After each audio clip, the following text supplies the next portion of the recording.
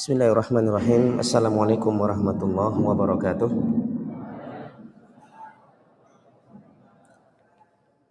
Innal hamdalillah nahmaduhu wa nasta'inuhu wa nastaghfiruh wa na'udzu billahi min syururi anfusina wa sayyiati a'malina. May yahdihillahu fala mudhillalah wa may yudlilhu fala hadiyalah. Asyhadu an la ilaha illallah wahdahu la syarikalah wa asyhadu anna Muhammadan 'abduhu wa rasuluh sallallahu alaihi wasallam tasliman katsira amma ba'd. Allahumma shalli ala Muhammadin wa ala alihi wa ashabihi ajma'in amma ba'd. Jamaah kaum muslimin yang dirahmati Allah Subhanahu wa taala, seperti yang disebutkan oleh Ustadz Irfan tadi bahwasanya di dalam agenda safari dakwah di Dumai kita yang bertepatan kita mengisi di Pondok Imam Malik di sini adalah tentang hal yang berkaitan dengan adab. Karena adab ini para jamaah yang dimuliakan oleh Allah Subhanahu wa taala adalah perkara yang memang sangat diperhatikan oleh para ulama. Bahwasanya para ulama ya, apalagi ulama ussalaf sangat perhatian sekali terhadap perkara adab ini. Mereka mengarahkan murid-muridnya mempelajari adab sebelum menggeluti suatu bidang ilmu. Dan menemukan berbagai khilaf-khilaf ulama.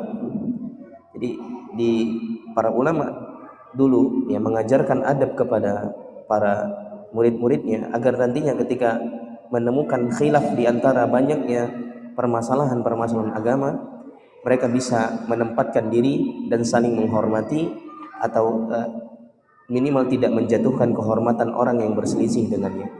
Di zaman ini kita melihat banyak orang yang berselisih dan kita melihat perselisihan tersebut terkadang adalah perselisihan yang bersifat ijtihadi, yang dimana keduanya memiliki dalil-dalil yang menopang dan keduanya masih bisa diterima.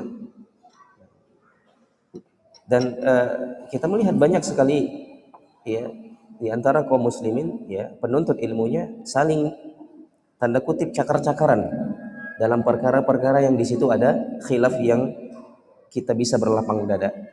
Ini disebabkan karena adab yang kurangnya atau adab yang kurang dibangun ketika awal-awal menuntut ilmu. Maka jamaah dimuliakan oleh Allah Subhanahu wa taala, adab ketika menuntut ilmu ini adalah perkara yang penting. Imam Malik rahimahullahu taala pernah berkata kepada seorang pemuda Quraisy, "Ta'allam al-adab qabla an tata'allama al-ilma." Pelajarilah adab sebelum engkau mempelajari suatu ilmu. Pelajari adab, bagaimana kita adab menghargai orang, bagaimana kita adab menghargai ilmu yang kita miliki, bagaimana kita menjaga ilmu itu. Dan di antara adab adalah menjaga ilmu. Jangan sampai ilmu itu hilang. Jangan sampai ilmu itu hanya sampai di wawasan saja. Itu adalah adab yang bagaimana seseorang menjaganya. Nah, kenapa sampai para ulama mendahulukan seseorang mempelajari adab? Sebagaimana Yusuf bin Al-Husain berkata, bil adab tufhamu al-ilmi. Maka dengan mempelajari adab, maka engkau akan menjadi mudah memahami ilmu itu. Adab di dalam ilmu seperti seseorang ikhlas dalam belajar, menghargai gurunya, ya, seseorang itu mengagungkan pengajarnya, jangan sampai dia melakukan hal-hal yang menyakiti hati gurunya. Ini menjadikan ilmu tersebut berkah, jemaah. Jadi kita keluar dari pondok ini akan membawa keberkahan. Kenapa? Karena ketika kita belajar di sini kita memiliki adab yang baik. Wallah, di zaman ini banyak sekali penuntut ilmu yang tidak memiliki adab. Mereka berkesan bahwasanya mereka adalah seorang yang berilmu tinggi padahal baru keluar dari pondok 3 tahun, baru keluar daripada belajar dengan syekh 2 tahun, tapi seakan-akan dia menempatkan dirinya di tempat-tempat yang dia sendiri tak mampu menjangkaunya. Ya, ini apa? Dia merasa sombong, dia merasa hebat, merendahkan orang lain, menyesatkan orang lain, dan berbagai macam fitnah-fitnah yang dia buat sehingga dakwah ini menjadi kacau. Maka para jemaah yang dimuliakan oleh Allah Subhanahu wa taala, perlunya kita belajar tentang adab ini. Oleh karena para ulama sangat perhatian dalam mempelajari adab. Al-Imam Ibn al-Mubarak berkata, "Ta'allamna al-adab salasina 'ama wa ta'allamna al-ilma 20." Kami mempelajari masalah adab itu selama 30 tahun. Sedangkan kami mempelajari ilmu selama 20 tahun. Lihat ya jamaah bagaimana para ulama dulu, sebagaimana Ibnul Mubarak yang kita ketahui adalah seorang ulama besar. Seorang ulama sekaliber, beliau adalah ulama yang sejajar dengan Al-Imam Syafi'i, sejajar dengan Al-Imam Malik, sejajar dengan As-Sawri. Beliau mempelajari adab selama berapa?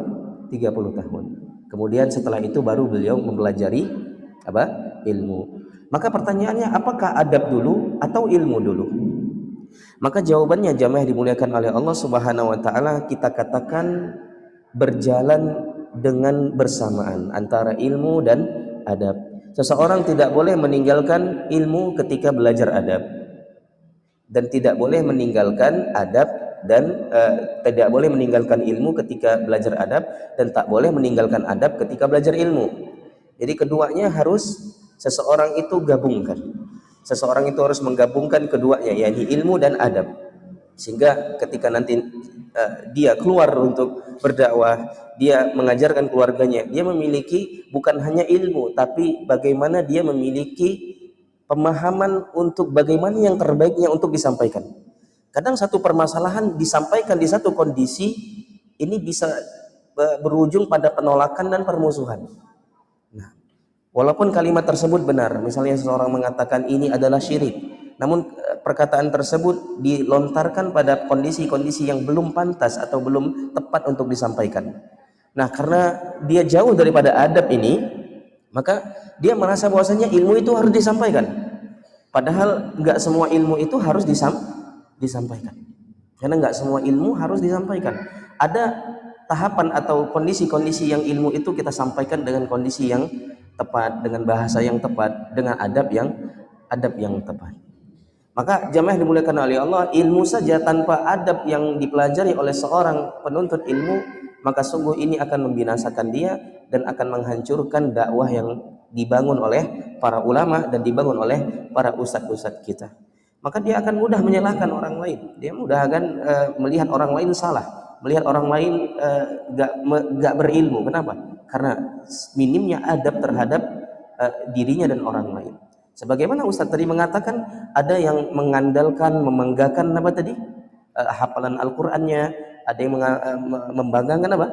Membanggakan nilai-nilai ujiannya gitu, nilai-nilai dari pelajaran bahasa Arabnya atau lancarnya dia berbahasa Arab. Maka ini hati-hati jamaah, termasuk racun yang akan menjadikan kita orang yang tidak mau memperbaiki diri dan tidak mau meningkatkan kualitas diri. Kita melihat banyak orang-orang yang menyombongkan diri dengan ilmunya, Allah Subhanahu wa taala rendahkan. Wallahu yuzillu ya man yatakabbar bil ilmi wa nafsihi. Allah akan merendahkan orang-orang yang merasa tinggi dan merasa berilmu, jemaah. Jemaah yang dimuliakan oleh Allah Subhanahu wa taala, ini pentingnya adab. Maka kalau kita pun diberikan kualitas hafalan yang banyak pun, itu pemberian dari siapa, jemaah? Siapa yang memberikan? Allah yang berikan. Kalau Allah tidak berikan, kalau Allah tidak memberikan, kita nggak bisa hafal Quran, jemaah. Ya. Walaula fadlullahi lattaba'tumus syaitan illa qalila. Kalaulah bukan karena rahmat Allah, kau akan banyak, dan di antara kalian itu akan banyak mengikuti syaitan, mengikuti hawa nafsu. Tapi karena Allah lah yang memberikan kita hidayah, maka kita mampu untuk menghafal Al-Quran. Maka jamaah yang dimuliakan oleh Allah, kembalikan semuanya ke prestasi kita, hafalan kita, kembalikan kepada siapa? Allah Subhanahu wa taala yang memberikan, sehingga kita tidak mudah untuk merendahkan orang lain. Sehingga itu tidak mudah untuk apa? Untuk menjadikan diri kita yang lainnya itu rendah, yang lainnya itu salah, yang lainnya itu tidak pintar. Banyak di antara kita yang lebih pintar, jemaah, tapi Allah tidak berikan hidayah. Banyak di antara kita yang profesor, yang doktor, nah, tapi Allah Subhanahu wa taala tidak berikan dia hidayah. Sehingga yang harus kita pahami bahwasanya kepintaran dan kualitas hafalan ini adalah wasilah. Namun yang terpenting adalah bagaimana seseorang itu memiliki adab dan dia meyakini bahwasanya itu adalah pemberian dari Allah Subhanahu wa taala. Para jemaah yang dimuliakan oleh Allah, Bapak ibu-ibu yang dicintai oleh Allah Jalla wa ala, Ibnu Sirin mengatakan, kanu yata'allamuna al-hadiya kama yata'allamuna al-ilm. Mereka, yakni para ulama, dahulu mempelajari adab sebagaimana mereka menguasai suatu ilmu. Jadi mereka dulunya mempelajari al-adab, bagaimana adab kepada guru, bagaimana adab terhadap Al-Quran, bagaimana adab terhadap teman, bagaimana adab terhadap Allah, bagaimana adab terhadap Rasulullah, dipelajari adab tersebut. Sehingga sebagaimana mereka menguasai suatu ilmu. Makhlad bin Al-Husain berkata pada Ibnu Mubarak, nahnu ila katsirin minal adab ahwaju minna ila katsirin minal hadis. Kami lebih butuh dalam mempelajari adab daripada banyak menguasai hadis. Maksudnya jamaah, bukan berarti kita nggak boleh belajar hadis, kita nggak boleh belajar akidah, kita nggak boleh mempelajari fikih. Maksudnya adalah jangan sampai ya kita masuk di dalam perkara-perkara ilmu tadi menjadikan hati kita kering. Hati kita kering dari adab, dari senyum, dari akhlak yang baik. Jamaah, salah satu ujian bagi penuntut ilmu adalah merasa tinggi. Ini terjadi. Kalau sebagaimana seorang yang memiliki harta diuji dengan hartanya, dengan kesombongannya, dengan dia merasa pamer, merasa hebat, begitu juga ilmu, jamaah. Ilmu itu memiliki ujian tersendiri bahkan lebih besar. Yakni dia merasa hebat dan merasa dirinya lebih daripada orang lain. Maka tatkala seseorang berada di titik itu, maka saat itu pula dia berada di dalam jurang kebinasaan, gak bermanfaat jemaah. Al-Imam Ibnu Taimiyah rahimahullah taala mengatakan, makana lillahi la yakunu yanfa' wala yadum. Sesuatu yang tidak dibangun karena keikhlasan, karena menuntut ilmu ini dituntut ikhlas jemaah, maka sesuatu tersebut tidak bermanfaat. Ilmu kita tidak bermanfaat. Kalau kita menyebarkan ilmu, ilmu tersebut tidak tersebar, tidak membawa keberkahan, tidak membawa keberkahan terhadap anak kita, istri kita. Makanya kadang ada orang yang ngaji, tapi istrinya itu terus seperti itu, anaknya terus seperti itu. Kenapa? Karena mungkin dia tidak ikhlas dalam kajiannya, atau dia mengaji bukan tidak memberikan sepenuh dirinya, sepenuh jiwanya, keikhlasannya untuk ngaji, sehingga nggak ada manfaatnya. Nah, maka kata Ibnu Taimiyah, kalau seorang itu tidak membangun menuntut ilmunya karena Allah, maka tidak bermanfaat dan tidak akan bertahan lama. Maka jamaah yang dimuliakan oleh Allah, sebelum kita masuk untuk menjadi seorang penghafal Quran, menjadi seorang penghafal hadis, mengerti ilmu fikih, mengerti kitab ini, kitab itu, maka tentu adab yang harus kita dahulukan, adab yang harus kita tanamkan agar bagaimana kita menjadi seorang yang baik. Melihat permasalahan, jamaah, satu permasalahan itu tidak bisa kita hanya memikirkan dalam satu dalil saja. Ya, ini kita bisa dapatkan di dalam kitab Raf'ul Malam an A'immatil A'lam yang dikarang oleh Syekhul Islam Ibnu Taimiyah. Kitab ini sangat bagus, yang dimana menjelaskan tentang bagaimana khilaf-khilaf itu berusaha kita untuk mentolelirnya. Kadang seorang jamaah yang dimuliakan oleh Allah, misalnya satu pendapat mengatakan kalau ketika kita ihram, ketika kita tawaf, kita tidak perlu membuka bahu kita yang sebelah kanan. Dan satu lagi berpendapat kita harus membuka bahu kita yang sebelah kanan disebabkan Nabi SAW melakukan demikian. Maka di sini memiliki dua dalil yang memang sama-sama kuat. Dan kadangkala kalau di sini seseorang tidak membangun ilmunya dengan adab, maka mereka akan saling menyalahkan, saling membid'ahkan, saling memfasikkan, saling membelakangi. Padahal Rasulullah SAW mengatakan apa? La tadabaru wa la tabaghadu. Kalian jangan bermusuhan, kalian jangan saling membelakangi. Padahal dua perkara ini ada dalilnya. Maksudnya seperti ini. Kenapa Nabi SAW melakukan hal yang demikian ketika beliau tawaf? Maka jawabannya, tatkala itu ketika Rasulullah SAW dan para sahabatnya tawaf, tersebar isu atau sengaja kaum musyrikin yang ada di Mekah itu menyebarkan isu-isu bahwasanya kaum muslimin terkena penyakit kulit dan mereka terkena penyakit yang berbahaya. Sehingga ini akan menyebabkan rasa takut yang hadir di hati kaum musyrikin, sehingga mereka menjauhi Rasulullah dan para sahabatnya. Maka Rasulullah SAW beserta para sahabatnya ingin menunjukkan kepada mereka bahwasanya mereka ini adalah orang yang sehat. Makanya Nabi SAW membuka kain ihramnya dan membuka bagian bahu sebelah kanan dan berlari di 3 awal tawaf itu dengan lari kecil. Ini dikatakan oleh para ulama disebabkan karena itu Rasulullah ingin menunjukkan kekuatan sehingga beliau berlari, dan Rasulullah SAW ingin menunjukkan bahwasanya ini, lihat, badan kami tidak terkena penyakit kulit sedikit pun. Jadi al-hukmu yaduru ma'illatihi wujudan wa adama.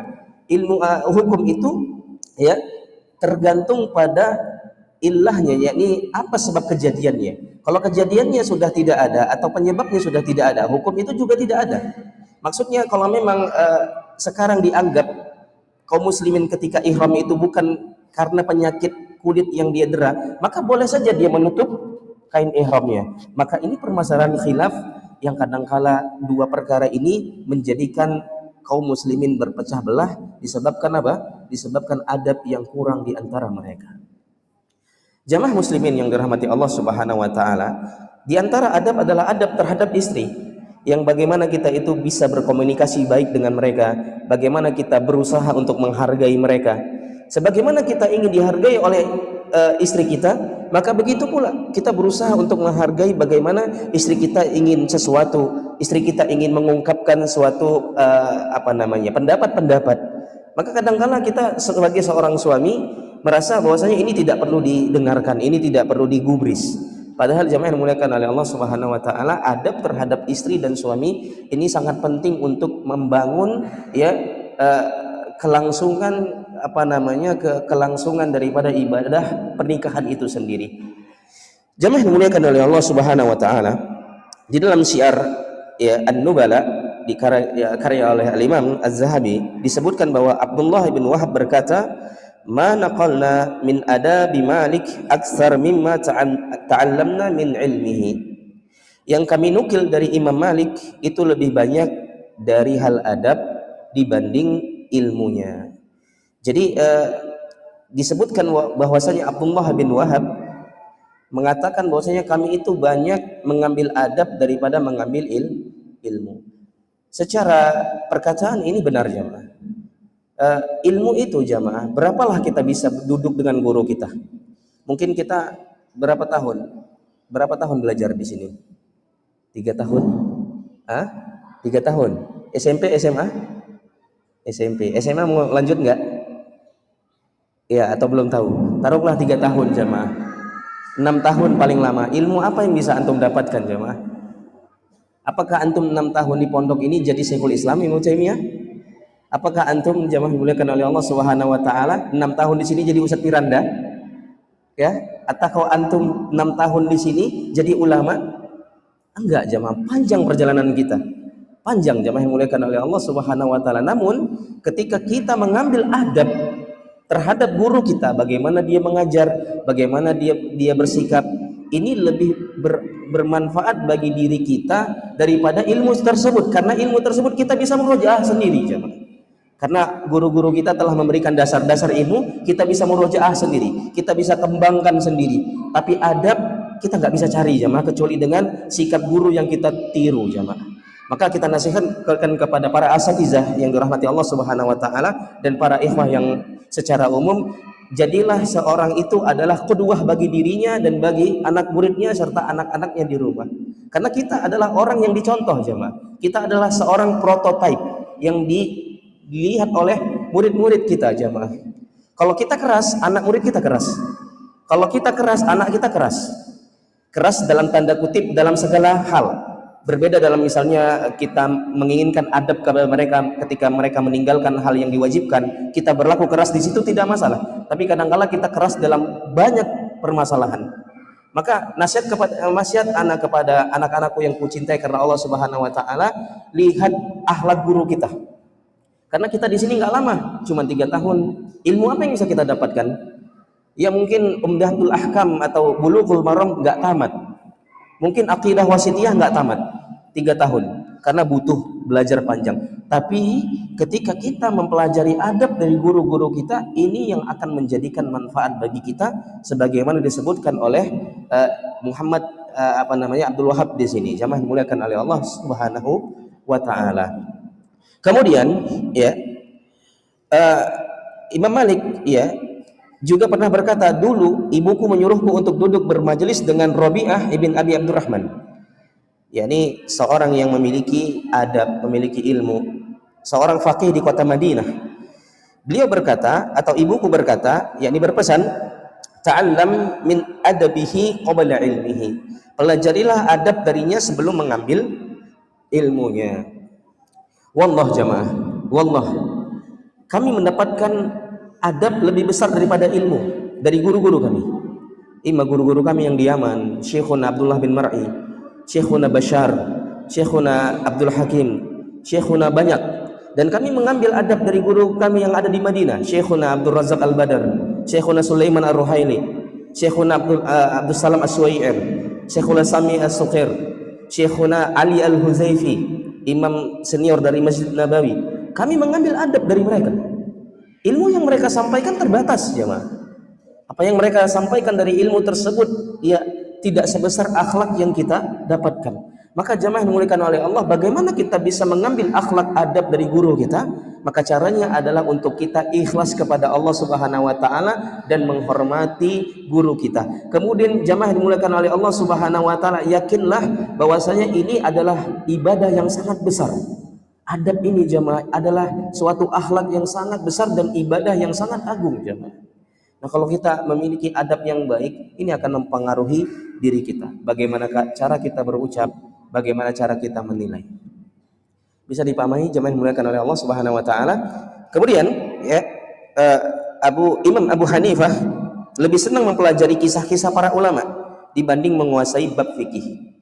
Jemaah kita mengetahui bahwasanya gurunya Imam Malik atau gurunya Al-Imam Syafi'i adalah Imam Abu Hanifah rahimahullahu taala, atau Imam Syafi'i berguru dengan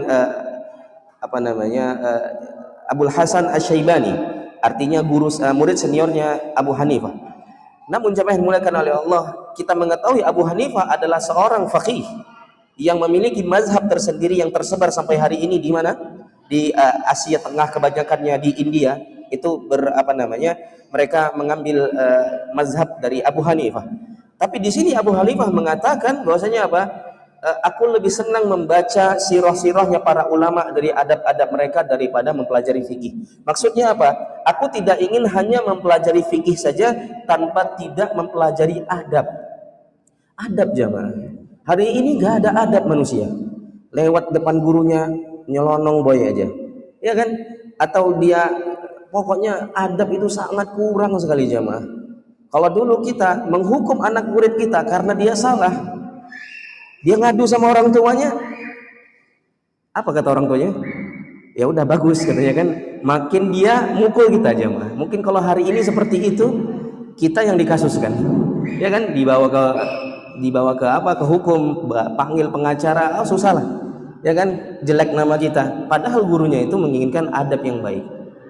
Maka adab ini penting jemaah, ya. Penting bagaimana seseorang itu berusaha untuk menjadi seorang yang mu'addib, yang memiliki adab. Jemaah dimuliakan oleh Allah Subhanahu wa taala, ikhwan wal akhwat yang dirahmati Allah. Imam Abu Hanifah lebih senang mempelajari kisah-kisah para ulama daripada mempelajari fikih. Karena dari situ beliau banyak mempelajari adab. Dan itulah kurang dari kita saat ini. Artinya kurangnya kita saat ini adalah adab, ya. 6.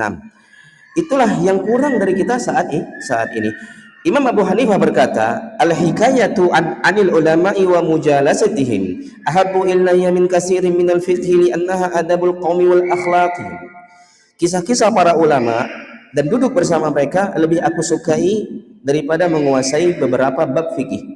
Dikarenakan dalam kisah mereka diajarkan beberapa atau berbagai adab dan akhlak yang luhur dari mereka. Nah, begitulah jemaah. Guru akan mewarisi akhlak kepada muridnya dan muridnya menerima adab tersebut. Jemaah, siapa yang paling di sini hafal Quran? Tunjuk tangan. Paling banyak hafalannya, tunjuk tangan. Tunjuk tangan coba. Ini jangan karena kita bicara adab, wah ini merasa apa ini tawadhu gitu kan? Jangan coba. Ana serius nanya. Siapa yang di sini paling banyak hafalannya? Hah? Yang 20 juz ada? Hah? Hah? Yang 20 juz? Yang 30 ada? Ada yang 30? Ada? 20 ada? 10 juz ada? Ada enggak? Hah?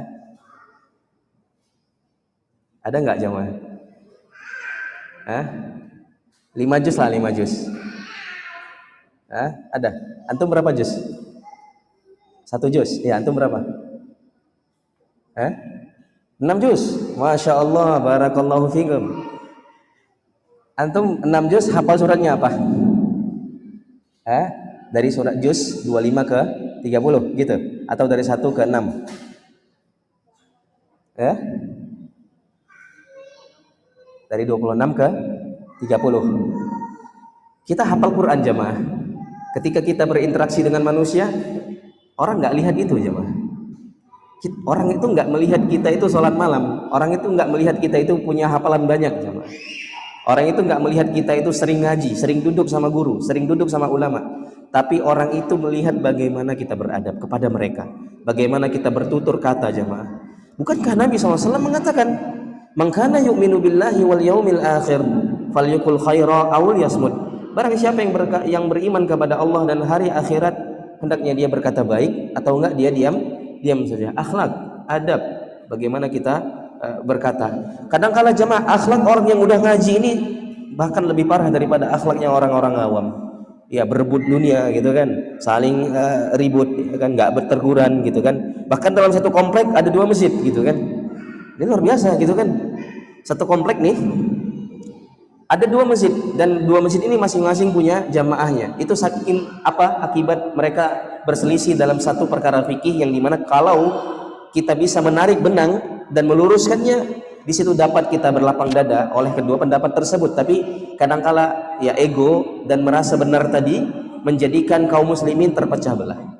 Bukan berarti jamaah kita nggak boleh mendakwahkan sunnah, bukan berarti kita nggak boleh mendakwahkan tauhid, bukan berarti kita nggak boleh mendakwahkan agama ini. Kita dakwahkan itu. Nabi SAW adalah orang yang mendakwahkan tauhid dan paling mendakwahkan tauhid. Walaqad ba'atsna fi kulli ummatin rasulan an i'budullaha wajtanibut taghut. Dan tidaklah ya kami mengutus setiap rasul itu kecuali untuk mendakwahkan tauhid dan menjauhi taghut. Tapi Nabi SAW memiliki akhlak yang baik. Beliau nggak pernah mencaci pamannya Abu Lahab, nggak pernah jemaah. Nggak pernah membalas caciannya, makiannya orang-orang Quraisy. Dibilang dukun, dibilang apa? Dibilang penyair. Rasulullah SAW nggak pernah membalas mereka jemaah. Satu patah kata pun gak pernah jamaah.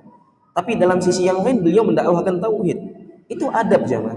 Tapi hari ini kita mendakwahkan tauhid sambil membawa perkataan-perkataan yang buruk kepada orang-orang yang belum mengerti sunnah. Kita membawa perkataan-perkataan yang pedas kepada orang-orang yang belum mengenal akidah ini. Sehingga manusia lari. Maka jangan buat manusia lari dengan adab kita yang buruk jamaah. Misalnya ada kajian tablik akbar, ada akhwat di belakang. Nanti akhwatnya ngobrol dengan teman-temannya aja. Jadi yang satu baru ngaji masih pakai jilbab pendek, itu merasa asing, merasa kayaknya ini nggak tempat saya deh belajar di sini gitu. Nggak circle saya belajar di sini. Akhirnya dia pergi jamaah. Yang rugi siapa? Nah, barakallahu fikum. Jadi kita nasihatkan kepada ikhwah dan akhwat, kalau misalnya ada orang yang baru, kita jangan interogasi, kita lihat dari atas bawah, ya kan? Oh, ini celananya masih di bawah mata kaki. Ini enggak sunnah ini. Ini ahlul bidah. Jangan jemaah. Dia di sini mau kebaikan itu sudah luar biasa aja. Sebagaimana Allah Subhanahu wa taala jadikan kita dulu hidayah untuk kita akannya hadir kita di tempat kajian dulu. Maka demikian. Para jemaah dimuliakan oleh Allah Subhanahu wa taala, urgensi mempelajari adab sebelum mempelajari ilmu agama. Maka tidak diragukan lagi bahwa belajar dan menuntut ilmu agama telah dijelaskan keutamaannya di dalam dalil-dalil yang terbilang dalam Al-Quran maupun hadis. Di antaranya surat Al-Mujadalah ayat 11. Allah Subhanahu wa taala berfirman, "Yarfa'illahu alladhina amanu minkum walladzina utul ilma darajat." Allah akan meninggikan orang-orang yang beriman di antaramu dan orang-orang yang diberi ilmu pengetahuan beberapa derajat. Jamaah, orang-orang yang berilmu itu akan ditinggikan oleh Allah derajatnya. Kenapa? Karena ilmunya itu, karena dia mengenal Allah, karena dia mengerti kekhusyukan, karena dia mengerti tauhid, karena dia mengerti hak Allah, itu sebabnya jemaah. Bukan karena yang lainnya. Ya, karena dia itu mengenal hak Allah dan Allah memberikan balasan kepada antum dan Allah angkat derajat kita. Jadi intinya semakin kita mengenal hak dari Allah Subhanahu wa taala, maka semakin kita apa? Semakin kita itu ditinggikan derajatnya. Dan hakikat berilmu itu adalah seseorang semakin hari semakin dekat kepada Allah. Hakikat seseorang berilmu adalah semakin hari dia semakin dekat kepada Allah, bukan semakin sombong. Bukan. Bukan semakin jauh daripada akhlak yang baik. Bukan saling membanggakan, oh saya alumni A. Ya kan? Alumni dari Jawa membanggakan diri, ya kan, dari alumni dari Sumatera. Alumni Sumatera merasa bangga dengan baca kitabnya. Ya kan, pondok A merasa tinggi karena sudah akreditasi, sudah banyak santri-santrinya itu lulus di UIN atau sudah apa namanya tuh yang dia sudah ada hubungan dengan UIN, ya, itu apa namanya? Apa namanya, Ustaz? Muadalah, sudah memiliki kaitan dengan UIN yang dimana sekian siswa itu akan masuk, ya, ke Universitas Islam Madinah, saling membanggakan diri. Lah ini enggak jamaah. Ilmu itu bukan itu tujuan jamaah. Tujuan ilmu itu adalah antum dekat sama Allah. Antum itu ngerti sholat. Antum itu berbakti sama orang tua. Antum itu menyayangi istri. Antum itu menyayangi anak. Ini nikmatnya. Ini apa? Ini tujuannya jamaah. Bukan saling membanggakan diri. Alumni Yaman membanggakan diri dengan metodenya yang khusus yang para ulama dunia memuji Yaman. Bahwasanya di Yaman itu adalah tempat yang istimewa, yang tidak ada di tempat lain metode belajarnya seperti itu. Dan memang kenyataannya seperti itu. Mereka membangga-banggakan diri. Kami sebulan, 6 bulan sudah menyelesaikan akidah A, sudah menyelesaikan ini. Ilmu hadis itu makanan sehari-hari kami, membanggakan diri.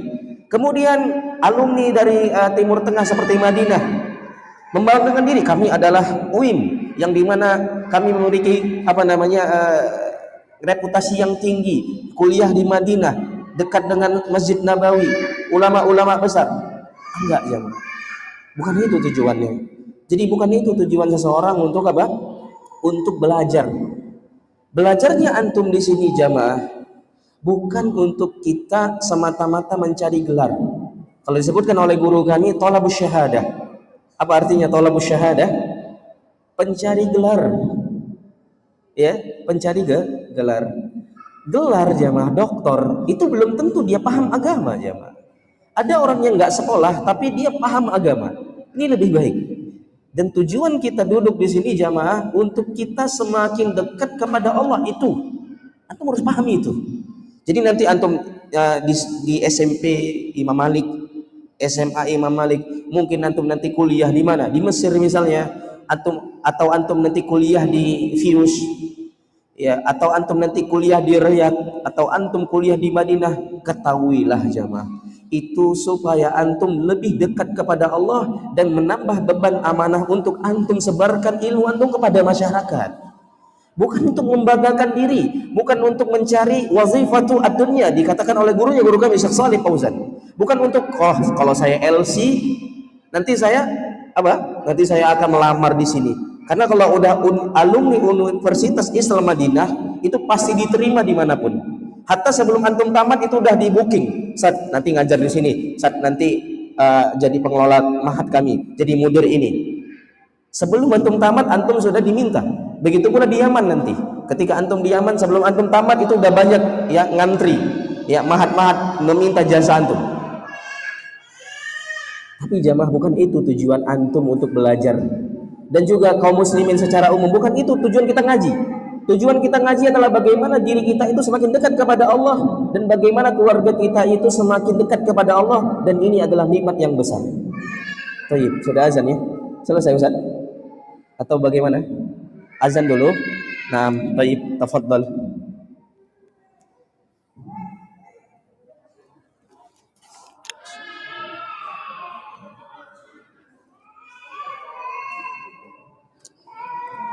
Atau biasanya sholat dulu Sholat dulu atau azan aja?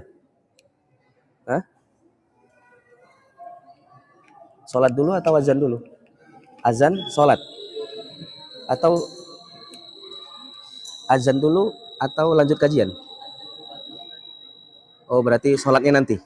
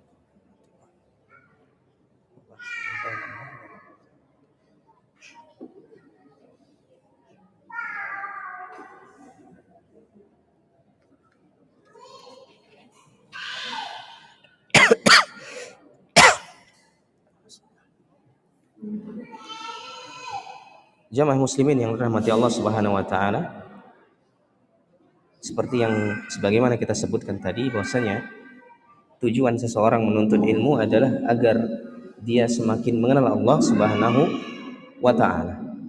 Bukan semakin dia bergelar LC, bergelar MA, bergelar doktor, itu semakin dia jauh daripada agama ini. Tidak.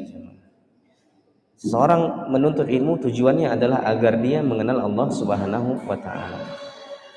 Jamaah yang dimuliakan oleh Allah, di antara adab yang mulia yang mestinya penuntut ilmu harus memiliki hal ini adalah ketika dia memiliki adab tatkala berselisih. Dan ini jarang kita melihat di zaman ini, seseorang mampu untuk berlapang dada dan saling menghormati ketika berbeda pendapat. Di antara berbeda pendapatnya ini dari dulu terjadi, jemaah. Gurunya guru kami Syekh Al-Albani berbeda pendapat dengan gurunya guru kami Syekh bin Bas. Syekh Al-Albani berpendapat bahwasanya ketika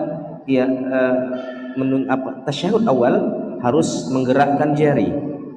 Adapun guru-gurunya kami di Saudi mengatakan tidak perlu. Nah, Syekh Al-Albani mengatakan bahwasanya ketika selesai dari ruku dan mengucapkan i'tidal, yakni mengucapkan sami Allahu liman hamidah, maka beliau mengatakan tangan itu disedekapkan. Nah, ini adalah pendapatnya ulama-ulama Saudi. Namun Al-Albani mengatakan tidak, diluruskan. Ini perselisihan jemaah yang dimuliakan oleh Allah. Kalau kita tegang urat di situ, kalau kita menjadikan ini sebab perpecahan, maka kita akan berpecah, jemaah. Kita akan berpecah. Maka fa in tanaza'tum fi syai'in farudduhu ila Allahi wa rasuli in kuntum tu'minuna billahi wal yawmil akhir. Dzalika khairu wa ahsanu ta'wila. Kata Allah Subhanahu wa taala, kalau kalian itu berselisih tentang suatu perkara, yang ini mengatakan A, yang ini mengatakan B, maka farudduhu ila Allahi wa rasuli. Maka yang harus kita lakukan adalah mengembalikan itu kepada Allah dan Rasulnya. Kalau sesuatu tersebut dengan jelas terang bahwasanya ini lebih dekat kepada kebenaran, maka kita ambil, jemaah. Dan pendapat yang tadi marjuh, yang tidak ada dalilnya, bahkan ini adalah kebidahan, kita ingkari. Dan pengingkaran itu hendaknya dengan adab-adab yang baik. Nah, begitu jemaah yang dimuliakan oleh Allah Subhanahu wa taala. Biasa ulama berbantah-bantahan. Syekh Utsaimin dibantah oleh Syekh Hamud At-Tuwaijiri. Beliau mengatakan bahwasanya ini adalah ada dari satu perkataan Imam Al-Utsaimin, bahwasanya perkataan beliau itu termasuk perkataan hululiyah. Ini perkataan keyakinan Allah itu bersama makhluk, dibantah, tapi tidak menjadikan mereka saling menyesatkan, tidak menyebabkan mereka itu saling membelakangi. Tapi kita lihat di zaman ini ada perkara-perkara yang memang di situ kita bertolerir, kita berlapang dada, namun kita menjadikan itu adalah tolak ukur dalam beragama. Al-Imam Ibnu Utsaimin rahimahullahu taala mengatakan, atau ditanya, kapan saat seseorang itu keluar dari ahlu sunnah? Kapan saat seseorang itu keluar dari ahlu sunnah? Maka Al-Imam Utsaimin mengatakan, kalau seseorang itu menyelisihi satu dari pokok-pokok yang disebutkan oleh Al-Imam Ibnu Taimiyah dalam kitabnya Al-Aqidah Wasithiyah. Karena Al-Aqidah Wasithiyah itu salah satu keistimewaannya dari kitab-kitab yang lain, beliau itu sistematis, rapi pembahasannya. Pembahasannya rapi, dalilnya jelas, permasalahan A, B, C, D sampai akhir. Itu beliau rapi dan beliau itu tempatkan pada tempat yang benar, sehingga mudah kita untuk mempelajarinya. Jadi di dalam akidah wasithiyah itu terdapat akidah kepada pemimpin, akidah kepada para sahabat, akidah terhadap takdir, akidah terhadap syurga dan neraka, akidah terhadap Al-Quran, akidah terhadap sifat-sifat Allah, dan yang semisalnya. Maka ketika seseorang menyelisih dari akidah yang disebutkan oleh Al-Imam Ibnu Taimiyah ini, maka dia keluar dari ahlu sunnah. Tapi jamaah, kadangkala seseorang mengeluarkan ahlu sunnah yang di situ bukan perkara-perkara usul. Misalnya ada satu saudara kita buat yayasan gitu ya, yang satu mengatakan yayasan itu haram. Ini kan perkara fikih, jamaah. Sehingga orang yang mengatakan yang buat yayasan ini adalah orang yang sesat, ahlul bidah, keluar dari manhaj salaf. Ini gimana ceritanya, jamaah? Maka tentu adab berselisih ini penting. Bagaimana kita melihat di mana titik perselisihannya dan apa yang sedang diperselisihkan. Kalau yang diperselisihkan itu adalah perkara-perkara yang berkaitan dengan fikih, yang keduanya memiliki dalil yang sama kuatnya, ya, maka jamaah yang dimuliakan Allah, kita berlapang dada. Fikih misalnya safar, ada yang berpendapat 80 km baru safar, baru dia sholat qasar dan jamak, begitu kan? Ada yang berpendapat 60 kilo, ada yang berpendapat 90 kilo, dan ada yang berpendapat tidak mesti diukur dari jarak-jarak tertentu. Kalau dia melakukan perjalanan yang dianggap oleh suatu masyarakat itu adalah sebuah safar, maka itu adalah safar walaupun tidak sampai 80 km. Ini kan khilaf jamaah. Apakah kita mengatakan orang yang melakukan jamak dan qasar itu setelah 80 kilo, membuka puasanya setelah 80 itu adalah ahlul bidah, ahlul hawa, sesat, masuk neraka? Kan enggak jamaah. Karena di sini ada khilaf di sini. Namun ya, khilaf yang di sini kita tidak bisa tolerir adalah khilaf-khilaf yang berkaitan dengan manhaj, usul dan akidah. Ini tidak bisa kita tolerir. Inilah yang membedakan kita dengan yang lainnya. Tapi kalau berkaitan dengan apa? Dengan permasalahan fikih, permasalahan permasalahan furu, akidah, furu yang di dalam agama ini, maka berusahalah kita untuk berlapang dada terhadap kaum muslimin yang ada di saat ini. Para jamaah yang dimuliakan oleh Allah Subhanahu wa taala, ada beberapa tips atau adab-adab seorang penuntut ilmu itu yang harusnya ada di dalam diri kita. Maka ini antum coba catat, ya. Yang pertama, ya, menurut para ulama, yang pertama adalah hendaknya penuntut ilmu itu memiliki adab, yakni kesabaran. Menuntut ilmu, jamaah dimuliakan oleh Allah, adalah termasuk perkara mulia dan tinggi dalam sudut pandang agama. Maka kesabaran ini harus dia tanamkan dalam dirinya, dan bukan hanya untuk santri tapi untuk ikhwah semuanya. Berusaha untuk sabar. Kalau ada kajian umum, kajian rutin, hadiri. Kalau bisa bawa pulpen, bawa buku, catat jemaah. Ini akan membantu kita untuk mendapatkan ilmu itu. Jangan malu, saya sudah tua. Jamaah yang selama jamaah yang dimuliakan oleh Allah, selama saya itu dakwah, ya, selama saya itu berdakwah, ngajar, mengisi kajian, itu salah satu yang ternyata lebih semangat untuk nyatat dan menulis itu siapa jamaah? Orang tua jamaah yang sudah sepuh, jenggotnya sudah putih, duduk di kursi nyatat dia jamaah di depan gitu kan. Yang muda-muda kayak kita ini mungkin masih semangat ya gitu, nggak mau nyatat, nggak mau nulis. Padahal jamaah yang dimuliakan Allah, betapa besar keutamaan seseorang itu nulis. Ya, qayyidul ilma bil kitabah. Ikatlah ilmu dengan apa? Dengan tulisan. Nah, jadi yang pertama, agar seseorang itu ya memiliki adab yang bagus di dalam ilmunya, di dalam perjalanan ilmunya, adalah menetapi yang namanya kesabaran. Jamaah, ilmu ini butuh sabar. Wah, saya sulit hafal Quran gitu kan. Sabar. Saya nggak bisa baca kitab. Saya nggak bisa membedakan mana mubtada, mana khabar, mana na'at, mana man'ud, mana hal, mana tamyiz. Ini kan mirip nih. Tamyiz sama hal kan mirip. Nggak bisa Ustaz, pusing. Sabar jemaah. Wallah. Satu permasalahan yang nggak antum pahami hari ini, itu bisa antum pahami 3 tahun kemudian. Wallah. Permasalahan yang saya tidak pahami dulu di tahun ini 2026, mungkin 10 tahun yang lalu, itu saya nggak pahami sama sekali. Tapi ternyata Allah bukakan hari ini jemaah. Begitulah ilmu. Menuntut kita untuk apa? Terus belajar sampai maut menjemput. Karena belajar ini nggak ada alumni ya jemaah. Alumni ini hanya sekedar kita pernah belajar di situ, itu aja jemaah. Tapi belajar pun nggak pernah berhenti. Mungkin saja ustadz yang menyampaikan kajian akidah, kajian hadis, kita nggak paham hari ini. Ya udah, sabar jemaah. Nanti suatu hari cepat atau lambat Allah akan bukakan pemahaman terhadap perkara yang kita tidak pahami waktu yang lalu itu. Begitu jemaah. Dulu saya nggak paham ini perkara apa, tapi hari ini Allah bukakan dengan luas. Oh, ini maksudnya, sehingga kita bisa mengembangkan apa yang disampaikan oleh guru kita dulu yang kita nggak paham itu. maka butuh sabar. Dan ini adalah ujian penuntut ilmu. Atau kadang-kala ustadznya nggak keren gitu, nggak lucu, atau nggak ini datar gitu kan, jadi malas untuk menuntut ilmu. Padahal ustadz tersebut memiliki keilmuan yang sangat mumpuni, sehingga ini tertipu kita jamaah, dan kita nggak mau lagi duduk di kajian ustadz tersebut. Kenapa?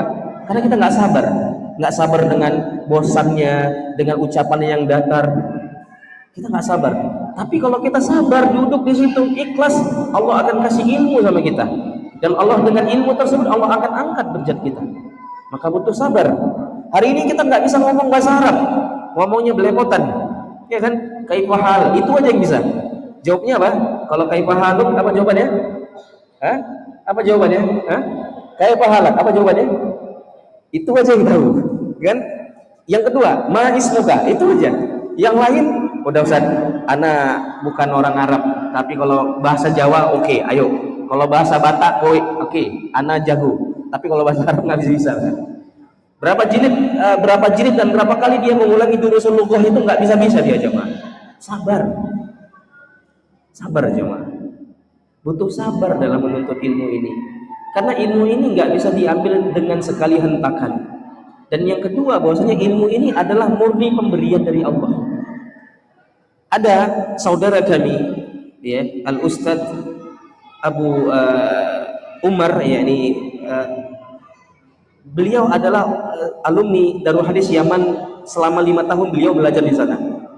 Sekarang beliau berdakwah di Bandung. Hafizahullah, teman kami. Beliau teman sekamar saya dulu. Dia cerita bahwasanya dulu ketika saya pertama kali ke Yaman, saya nggak bisa bahasa Arab, saya nggak bisa ngerti apa yang disebutkan oleh syekh itu. Kalau syekh itu ngomong seperti makhluk dari luar angkasa yang sedang berbicara kepada manusia, nggak paham, nggak connect, apa nih maksudnya, nggak ngerti. Kalau membaca kitab, waduh, apalagi nggak ngerti sama sekali. Tapi jamaah, dia nggak menjadi orang yang putus asa, dia sabar, dia menjaga adab, dia menjaga menuntut ilmunya itu sabar jamaah. Tahun pertama belajar bahasa Arab, belajar, tahun kedua tekun, tahun ketiga, dan sampai katanya di tahun kelima dia mengatakan, ketika saya diberikan oleh Allah ya ilmu, saya mendengar syekh itu ngomong seperti orang Indonesia ngomong. Syekh kan ngomong bahasa Arab kan? Itu ngomong katanya seperti orang Indonesia ngomong. Tinggal ambil catat, habis semua. Khalas. Dan dia membaca kitab seperti dia membaca Quran. Bagaimana kalau bisa membaca kitab, baca Quran, bisa nggak? Lancar kan baca Quran kan? Gitu. Seperti baca Quran, baca kitab itu. Tapi sabar jemaah. Sabar. Ya, bukan berarti wah saya kok bodoh, kok saya kok ini, kok saya nggak bisa. Sabar jemaah. Inilah ujian penuntut ilmu itu. Dan juga para ikhwah secara umum, saya ngaji kenapa nggak berubah-berubah? Sabar jemaah. Mungkin butuh keikhlasan, butuh mungkin lebih sabar lagi. Akan ada perubahan dalam diri kita. Kemudian yang kedua, jemaah yang dimuliakan oleh Allah, mengikhlaskan amalan. Ya, agar kita mampu ya beradab di dalam perjalanan keilmuan kita adalah mengikhlaskan amalan. Jemaah, niatkanlah tatkala kita itu belajar, datang nih kajian misalnya, kajian kitab Arba'in Nawawi misalnya, atau kajian Sirah Nabawiyah, atau kajian apa saja, niatkan jamaah ikhlas karena Allah, dan niatkanlah apa yang ada di dalam kajian tersebut satu saja kita amalkan jamaah. Apa dalilnya? Nabi kita Allah Subhanahu wa taala mengatakan wattaqullah wa yu'allimukumullah. Kau bertakwa kepada Allah, Allah akan ajarkan apa yang kau tak tahu. Jamaah, kita mengamalkan satu perkara yang kita tahu dari ilmu yang disampaikan oleh para asatizah kita amalkan satu saja jamaah dengan ikhlas, mengharapkan wajah Allah. Yakinlah Allah akan bukakan ilmu-ilmu yang lain yang kita belum tahu jamaah. Maka hari ini kadang-kala adab kita kurang, akhlak kita kurang. Kenapa? Karena kita nggak mau mengamalkan agama dan kita nggak ikhlas di situ. Ini harus diperhatikan untuk para ikhwah dan para santri, anak-anak kita yang dirahmati Allah Subhanahu wa taala, untuk mengikhlaskan apa? Mengikhlaskan amalannya murni karena Allah Subhanahu wa taala. Ingat ya, belajar bukan karena apa? Mau juara. Belajar bukan karena ingin ijazah. Belajar bukan karena ingin masuk tentara. masuk akmil. Oh, nanti kalau saya hafal 30 juz, saya mudah masuk akmil dari jalur tahfiz. Nah, jangan jemaah. Jangan. Dunia ini kecil jemaah. Dunia kecil. Betapa banyak kita itu di luar negeri, di Madinah, di Yaman, belajar fokus Allah kasih dunia. Wallah, Allah kasih dunia. Banyak teman-teman kami, para asatizah dulunya, maaf, fakir jemaah, nggak punya apa-apa. Tapi dia fokus belajar ikhlas karena Allah. Itu pulang jemaah dimuliakan oleh Allah Subhanahu wa taala, itu mudah ngantri calon-calon mertua. Ada pemimpin dari perusahaan besar, anak tunggal jemaah. Rumahnya banyak, mobilnya ada. Udah nikah sama anak saya. Ini anak tunggal. Saya kasih mobil, saya kasih rumah. Fokus saja ustaz dakwah. Dunia datang sama dia jemaah. Ada lagi teman-teman kita yang dulunya afwan fakir. Ketika balik dari luar negeri belajar itu antri di bandara itu mobil-mobil calon mertua. Antri. Pak, di sini Ustaz sini aja, Ustaz di sini aja sama saya. Ngantri aja Mas, 1 2 3. Mau enggak kayak gitu? Ikhlas. Ikhlas karena Allah Subhanahu wa taala, jemaah. Jangan belum apa-apa udah inginkan jadi akmil, belum apa-apa udah inginkan jadi A, jadi B, jangan. Nah, ilmu itu untuk dekat sama Allah. Kalau kita udah dekat sama Allah, Allah kasih apa yang kita inginkan. Allah lebih tahu lagi jemaah. Dan salah satu ibadah yang paling agung, yang paling Allah cepat balas itu menuntut ilmu. Dan saya rasakan sendiri. Saya berbicara bukan teori, tapi praktek. Saya rasakan itu. Yakni amalan yang paling cepat Allah balas itu adalah menuntut ilmu. Kalau doa kita cepat dikabul, keinginan kita bisa segera dikabulkan, diinginkan. Tapi ikhlas. Kalian itu harus sing-singkan lengan kalian itu berjibaku dengan ilmu. Fokus belajar, fokus hafal ini, belajar, beradab kepada guru. Insya Allah Allah akan kayakan kalian. Allah akan kokohkan kalian. Tamkin. Begitu kami dulu jamaah belajar di Yaman, di Madinah, belajar pagi, siang, malam, sore, demikian. Kemudian yang keempat, para ikhwan dirahmati Allah Subhanahu wa taala, agar seseorang itu memiliki adab yang baik adalah senantiasa merasa diawasi oleh Allah. Kita punya Allah sebagai Tuhan kita yang maha melihat. Ustaz kita nggak melihat kita itu di kamar ngapain? Merokok mungkin. Ya kan? Ustaz kita itu nggak tahu, ya mungkin di sini enggak. Di pondok-pondok lain misalnya azan subuh itu, ya kadang-kala di mana dia berondok? Di lemari, masuk di lemari, dikuncinya dari dalam. Ya kan? Itu kejadian. Atau paling parahnya dia naik ke septic tank, masuk di dalam tuh. Ya kan? Demi satu nggak mau sholat. Ini kan bagaimana cara pikirnya jemaah? Untuk baik kok malah kayak gitu. Untuk baik kok malah seperti itu. Maka ini disebabkan karena seseorang itu merasa tidak diawasi oleh Allah. Begitu pula para ikhwah, ya, secara umum merasa tidak diawasi oleh Allah. Ya. Kita mungkin saya pribadi dan jamaah sekalian, ibu-ibu dan bapak-bapak yang dirahmati Allah, kita di sini tampak soleh, kita pakai peci, jenggot, baju putih. Assalamualaikum akhi, kita bagus, tapi kita nggak tahu ketika kita bersendirian di hadapan Allah. Di sini kita diuji apakah kita benar-benar seorang penuntut ilmu yang ikhlas atau tidak. Di sini kita menunjukkan bahwasanya kita benar-benar bertauhid atau tidak. Bertauhid benar, mengesahkan Allah dalam seluruh ibadah. Ini tauhid. Tapi di antara tauhid adalah seseorang merasa diawasi oleh Allah Subhanahu wa taala. Kemudian yang kelima, jemaah yang dimuliakan oleh Allah, memanfaatkan waktu dengan baik. Jadi ada waktu dengan istri, ada waktu dengan kerjaan, ada waktu dengan anak, dan ada waktu untuk ngaji jemaah. Dan ada kalau bisa antum siapkan waktu untuk murojaah. Jadi jangan ketika ngaji, ya ngaji itu hanya rutinitas saja, pulang, datang. Tapi kalau bisa coba ditambah satu agenda, yakni bagaimana kajian yang kita hadiri di kajian-kajian asatizah yang ada, itu kita coba murojaah. Kita coba catat ulang, kita coba keluarkan faidahnya, kita coba hafal dan niatkan untuk apa? Untuk mengamalkannya. Nah, ini salah satu waktu yang penting jamaah. Waktu, ya. Para ulama jamaah ada sebagian bahwasanya mereka itu sangkinkan waktu itu sangat berharga. Afwan, dia di dalam kamar mandi minta dibacakan hadis oleh temannya. Ya fulan, ana mau kamar mandi, bacakan kepada saya hadis. Haddatsana fulan, haddatsana fulan, haddatsana fulan, an fulan, an fulan. Qala Rasulullah. Supaya apa? Supaya tetap akalnya, pikirannya itu fokus kepada ilmu, supaya hafalannya terjaga. Itu DWC jemaah. Ada ulama seperti Al-Imam Syafi'i, wudhunya wudhu dari Isya sampai subuh memikirkan persoalan-persoalan fikih. Bagaimana mereka meluangkan waktu, memberikan waktu untuk ilmu, untuk kebaikan dirinya jemaah. Maka seorang yang faqih adalah seorang yang mampu mengatur waktunya jemaah. Kadang ada main aja, ketawa aja, ya kan? Ketawa tuh ngapain ketawa aja? Nanti canda terus. Kapan belajarnya? Kapan hafal Quran? Mana targetnya? Arba'in Nawawi udah hafal? Kan gitu jamaah. Sibuk cerita gitu kan. Cerita nih jamaah bisa nanti antum cerita. Antum nanti tamat cerita, bantai cerita. Tapi di sini ini saatnya jamaah. Ini waktu nggak akan terulang. Wallah nggak akan terulang ini. Antum merasa 3 tahun di sini, 6 tahun di sini nggak akan terulang.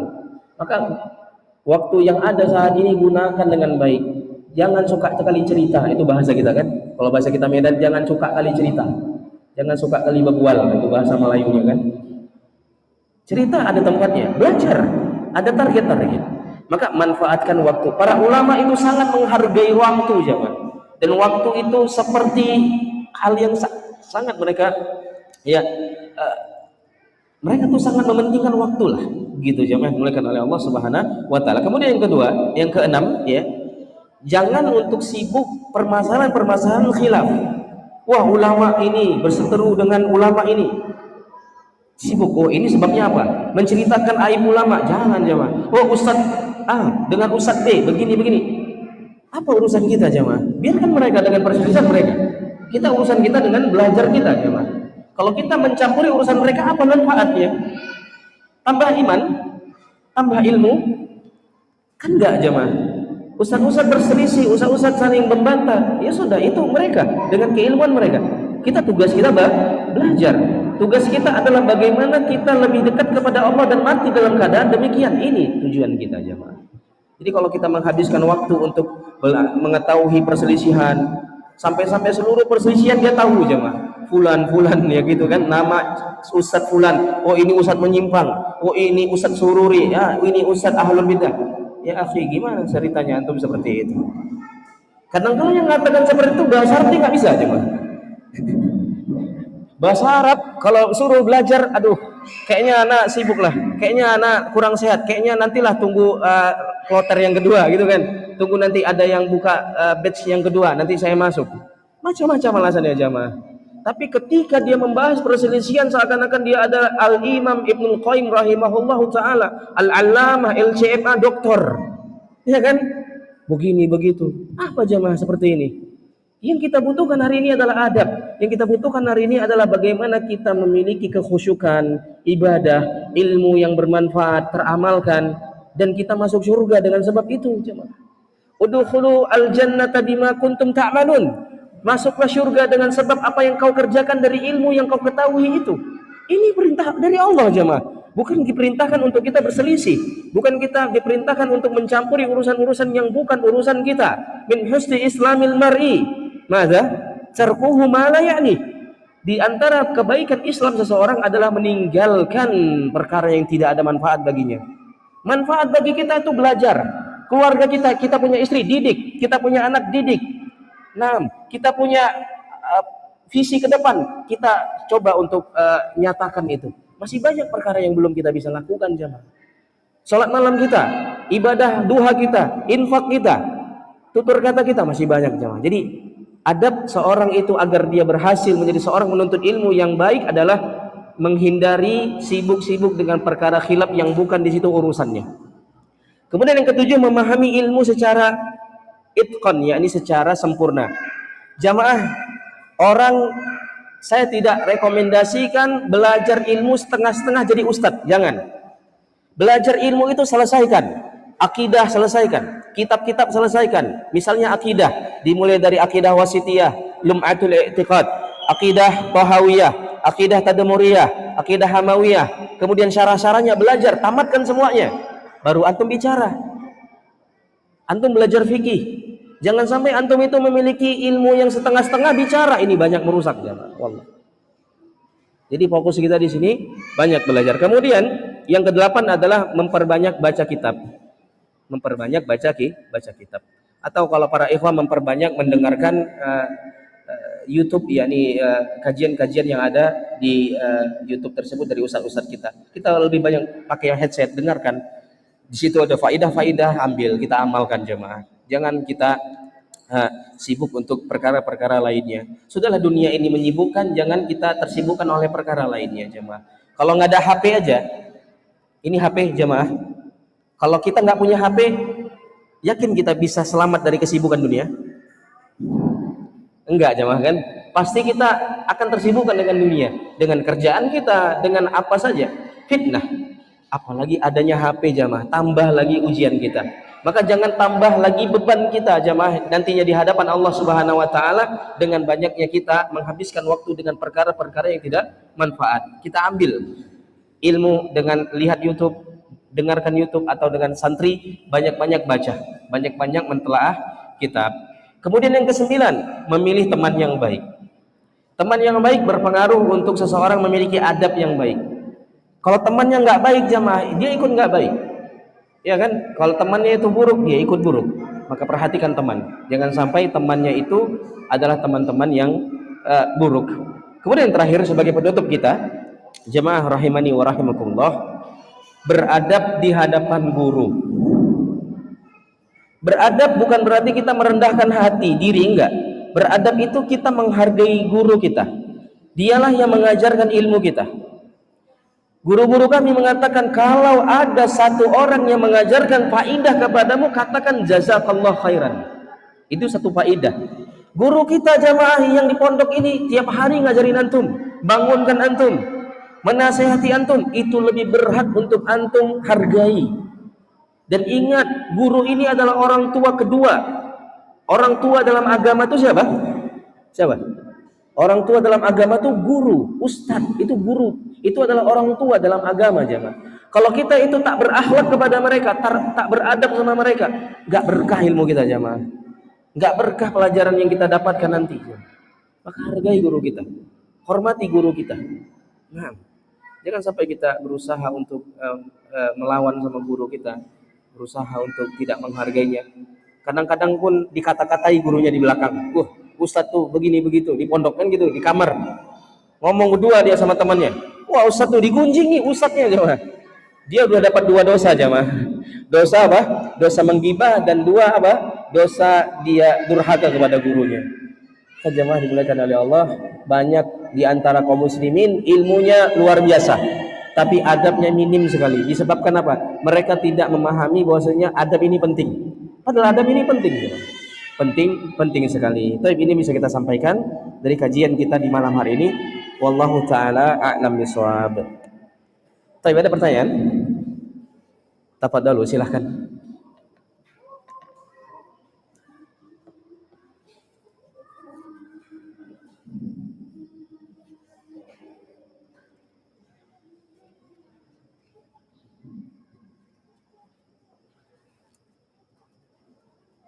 Taib ya, tidak ada pertanyaan. Alhamdulillah, barakallahu fikum. Kita cukupkan sampai di sini.